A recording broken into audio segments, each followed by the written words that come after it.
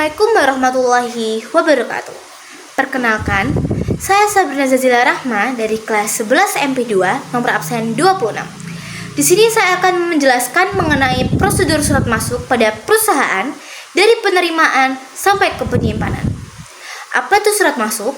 Jadi surat masuk adalah surat yang diterima oleh kantor dari pihak luar, misalnya dari pelanggan, instansi lain, atau masyarakat. Contohnya sendiri yaitu surat permintaan kerjasama, surat penawaran, atau surat undangan.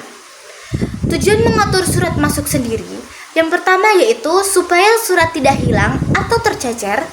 Yang kedua, supaya surat cepat diterima oleh orang yang tepat.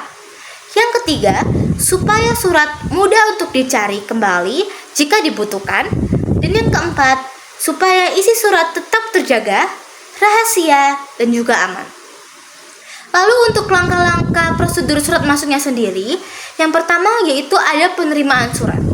Surat itu bisa datang melalui pos atau kurir, email, faksimil, atau bisa diserahkan langsung. Petugas penerimaan surat akan mengecek alamat, tanggal, tanda tangan, dan juga isi surat. Mereka akan memberikan cap diterima pada surat dengan menuliskan tanggal dan juga jam surat diterima. Lalu contohnya, langkah pertama adalah penerimaan surat.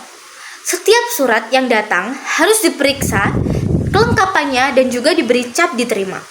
Lalu yang kedua ada penyortiran surat. Setelah diterima, surat dapat dipisahkan menurut jenis atau tingkat kepentingannya. Misalnya surat penting, surat rahasia, atau surat biasa. Lalu untuk contohnya sendiri, yaitu surat kemudian dapat disortir dengan dipisahkan antara surat penting, surat rahasia, dan juga surat biasa, agar dapat mudah ditangani. Lalu yang ketiga ada pencatatan surat. Semua surat masuk harus dicatat di buku agenda atau di komputer. Isi catatan biasanya yaitu terdapat nomor urut, tanggal diterima, asal surat atau siapa pengirimnya, nomor dan tanggal surat, perihal isi ringkas surat, atau kepada siapa surat akan dikirimkan. Contohnya, setiap surat masuk harus dicatat agar mudah dilacak dan diketahui siapa penerima berikutnya. Yang keempat ada disposisi atau penyampaian surat. Jadi surat itu dapat diserahkan ke pimpinan atau bagian yang berkepentingan. Biasanya pimpinan akan memberikan catatan disposisi, yaitu semisal akan memberikan perintah atau petunjuk tindak lanjut pada surat. Yang contohnya seperti tolong ditindaklanjuti bagian keuangan. Contohnya, setelah dicatat, surat diteruskan kepada pimpinan untuk diberi disposisi atau instruksi lanjutan. Yang kelima ada penyimpanan surat. Setelah surat selesai ditindaklanjuti, surat dapat disimpan di arsip kantor. Penyimpanan bisa menggunakan sistem abjad dengan berdasarkan nama pengirim, sistem tanggal dengan berdasarkan waktu diterima, sistem nomor dengan berdasarkan nomor surat, dan yang terakhir ada sistem subjek, yaitu dengan berdasarkan isi surat tersebut. Lalu untuk contohnya, langkah terakhir adalah penyimpanan surat.